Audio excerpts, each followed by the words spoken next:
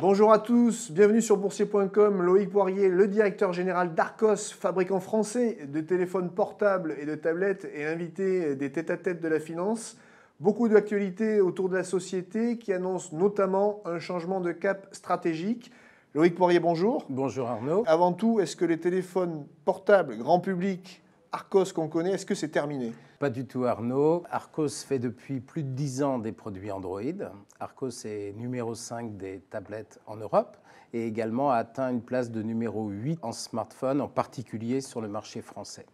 Cependant, face à une agressivité accrue notamment des acteurs chinois, les Huawei, les Xiaomi, il est pour nous important d'apporter plus de valeur ajoutée et on va se tourner vers des marchés de niche dans le métier des smartphones pour consolider nos parts de marché. Donc ce cœur de métier, vous allez le déplacer sur ces marchés-là où vous serez on va garder une gamme, voilà, on va garder une gamme bien équilibrée en smartphone, mais on va se concentrer sur des produits qui seront avec une valeur logicielle, produits pour enfants, produits également pour les seniors avec une ergonomie retravaillée et des produits à coque renforcée qui est un marché en pleine croissance aujourd'hui. Quelques chiffres pour nous rappeler le Arcos d'aujourd'hui. C'est 25 000 points de vente où la marque est présente.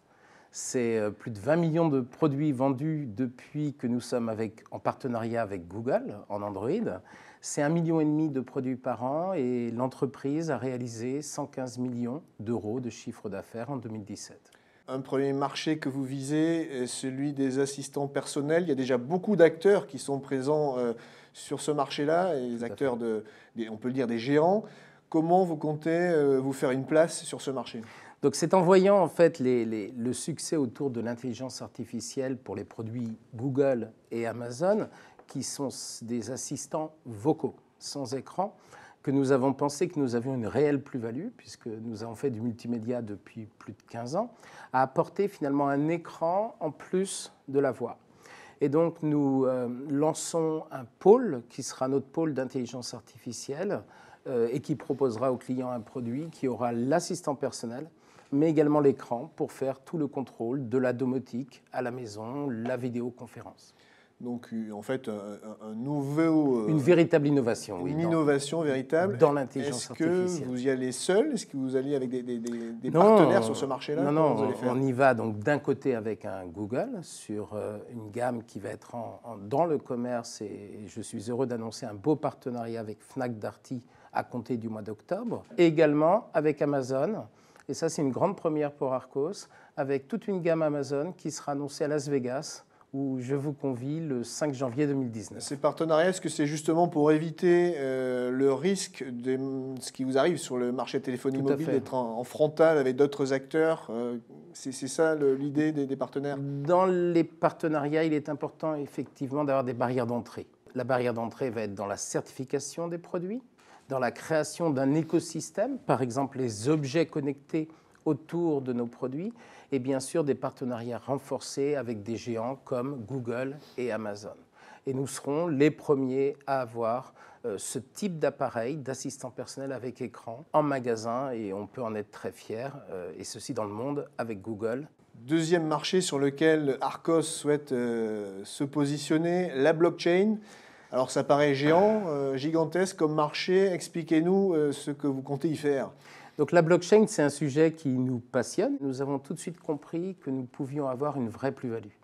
En fait, les gens ont beaucoup de mal à comprendre les crypto-actifs. Ils ont du mal à les acheter, à savoir quelle plateforme utiliser, et ils ont aussi peur du piratage.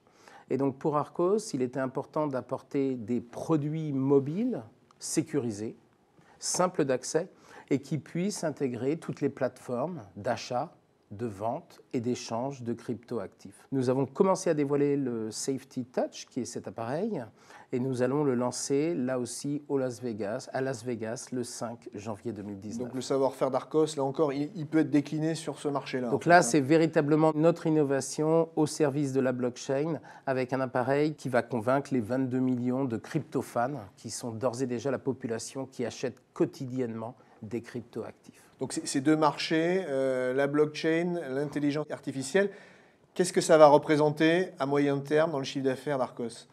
Alors l'intelligence artificielle est un segment en pleine croissance. Comme je vous l'ai dit, nous avons créé nos barrières d'entrée, c'était essentiel. Et c'est un marché où il nous faut réaliser très rapidement plus de 25% de notre activité totale. Il en va de même pour la blockchain, où là, la demande est extrêmement forte pour ce type d'appareil sécurisé, qui est vraiment une première, puisque c'est une plateforme tactile, sécurisée et intégrée. Et là encore, nous visons 25% à terme. Tout ceci devra nous permettre d'avoir une pérennité de notre modèle économique et de retrouver une forte croissance. Donc le nouvel Air Arcos, il marchera sur 3 pieds, c'est ça? Oui, avec beaucoup d'innovation. Je pense qu'aujourd'hui, il nous faut faire ce retour à l'innovation. Ça arrive une fois tous les 4-5 ans. Et aujourd'hui, sur ces 2 piliers-là, nous avons trouvé la route. Voilà 1 an et demi que nous la consolidons et les produits arrivent sur le marché.